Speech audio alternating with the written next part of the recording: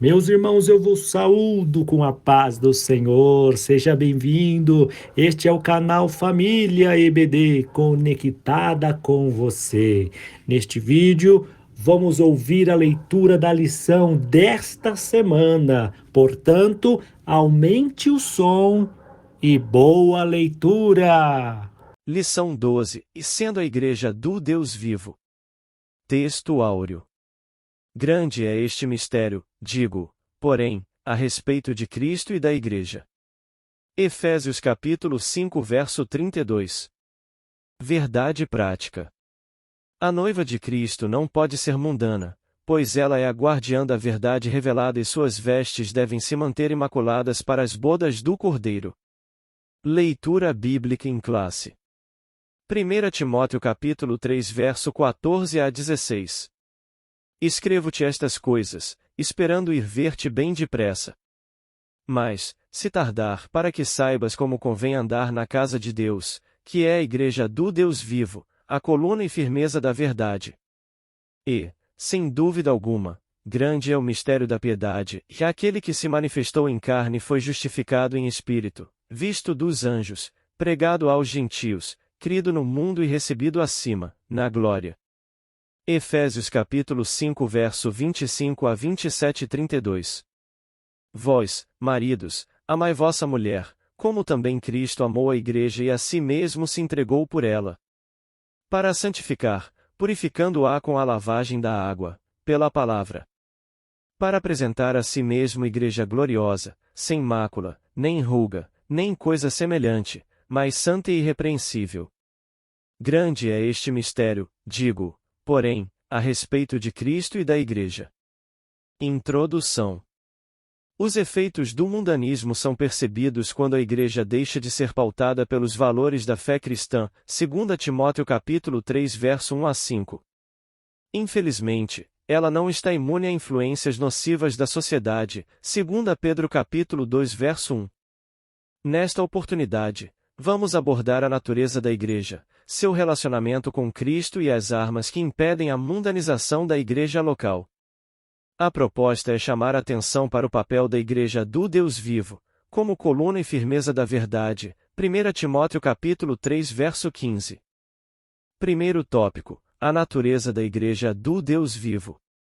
Primeiro ponto, a casa do Deus vivo. Paulo orienta Timóteo a comandar na casa de Deus, que é a Igreja do Deus vivo, 1 Timóteo capítulo 3 verso 15 parte A. A expressão casa de Deus foi emprestada do Antigo Testamento, onde o termo frequente é casa do Senhor, 1 Reis capítulo 3 verso 1, 1 Crônicas capítulo 22 verso 11.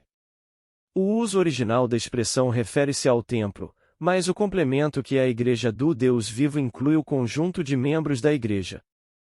O apóstolo ainda usa os vocábulos domésticos da fé, Gálatas capítulo 6 verso 10, família de Deus, Efésios capítulo 2 verso 19, corpo de Cristo, 1 Coríntios capítulo 12 verso 27, e templo de Deus, 1 Coríntios capítulo 3 verso 16. A sentença Deus vivo enfatiza o verdadeiro Deus em contraste com os ídolos mortos, 1 Coríntios capítulo 8 verso 4, 2 Coríntios capítulo 6 verso 16, 1 Tessalonicenses capítulo 1 verso 9, fazendo alusão à doutrina bíblica de que Deus é um ser pessoal, distinto da criação e que, ao mesmo tempo, se relaciona com a criatura, atuando na história humana, Daniel capítulo 4 verso 25, Atos capítulo 17 verso 24. Segundo ponto, a coluna e firmeza da verdade. A Bíblia assegura que a Igreja do Deus vivo é a coluna e firmeza da verdade, 1 Timóteo capítulo 3 verso 15 parte B. Nessa metáfora, a Igreja é o fundamento que sustenta a verdade, ou seja, significa que foi instituída como guardiã da verdade por Deus revelada, 2 Timóteo capítulo 1 verso 13 e 14. Essa verdade é o Evangelho de Cristo, as boas novas de salvação e suas imutáveis doutrinas. Gálatas capítulo 2 verso 5, Efésios capítulo 1 verso 13, Colossenses capítulo 1 verso 5. Portanto, é responsabilidade da Igreja propagar, testemunhar e defender a verdade do Evangelho, Mateus capítulo 28 verso 20, João capítulo 18 verso 37, Judas capítulo 1 verso 3. Desse modo, no zelo pela verdade, os líderes da igreja devem ser irrepreensíveis e capazes de repudiar os falsos mestres e suas heresias. 1 Timóteo capítulo 3 verso 1 a 13. Se a verdade do Evangelho for corrompida, então, a igreja deixa de ser o sal da terra e a luz do mundo. Mateus capítulo 5 verso 13 a 14. Terceiro ponto, o mistério da piedade. A verdade do Evangelho é personificada em Cristo, João capítulo 14 verso 6. Nessa concepção, o apóstolo Paulo diz, e grande é o mistério da piedade, 1 Timóteo capítulo 3 verso 16 parte A. Devemos, aqui, ter atenção para as palavras mistério e piedade. A primeira sinaliza que a verdade do Evangelho foi revelada aos santos, Colossenses capítulo 1 verso 26, a segunda retrata a base do cristianismo que é a fé cristã. Na sequência, o apóstolo sintetiza tudo isso com a expressão o mistério da piedade, o Evangelho revelado, a fé cristã estabelecida no seguinte evento, Cristo que se manifestou em carne foi justificado em espírito, visto dos anjos, pregado aos gentios, crido no mundo e recebido acima, na glória. 1 Timóteo capítulo 3 verso 16. Assim, a igreja é a fiel portadora dessa verdade, 2 Coríntios capítulo 2 verso 17. Deixe o like e se inscreva no canal Família EBD.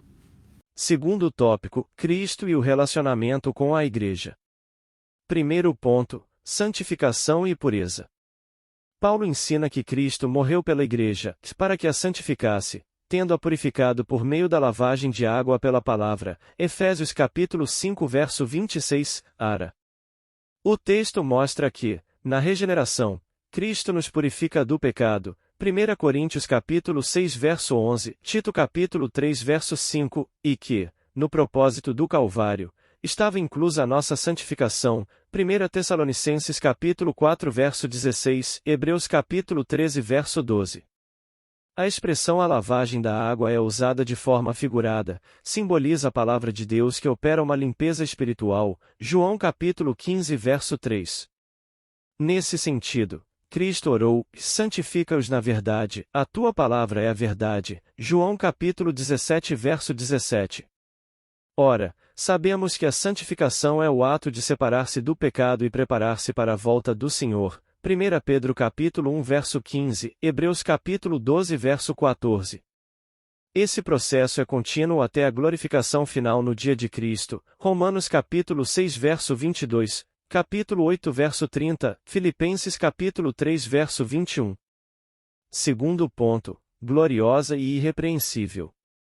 A santificação tem como alvo preparar uma igreja gloriosa, sem mácula, nem ruga, nem coisa semelhante, mas santa e irrepreensível. Efésios capítulo 5 verso 27. A Escritura compara a relação de Cristo com a igreja, com a do marido com a esposa. 2 Coríntios capítulo 11 verso 2. Assim, a igreja é a noiva de Cristo, que se prepara para a festa nupcial. Apocalipse capítulo 21 verso 2 e 9. Durante essa espera, por meio do Espírito Santo, Cristo a santifica para apresentá-la a si mesmo totalmente pura. 2 Tessalonicenses capítulo 2 verso 13. A ausência de mácula e de ruga significa sem mancha alguma de ordem moral ou espiritual.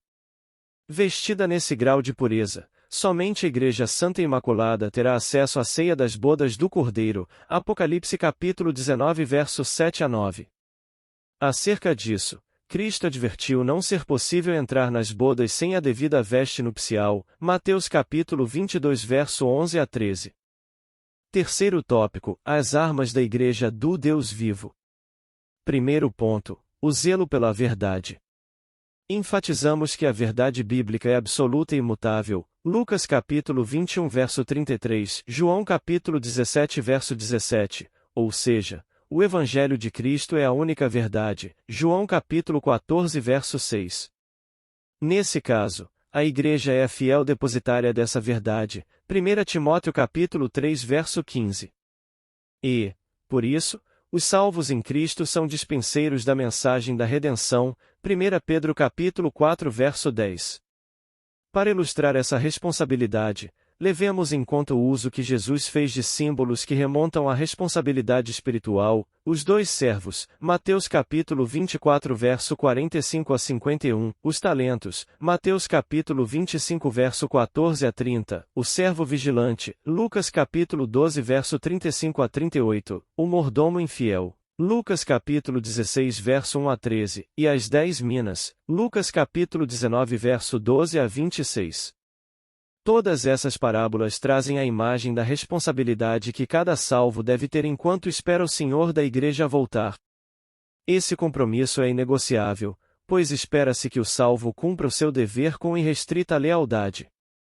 Assim, a Igreja deve zelar pela verdade das Escrituras, viver e propagar a mensagem bíblica com fidelidade, 2 Timóteo capítulo 4 verso 2.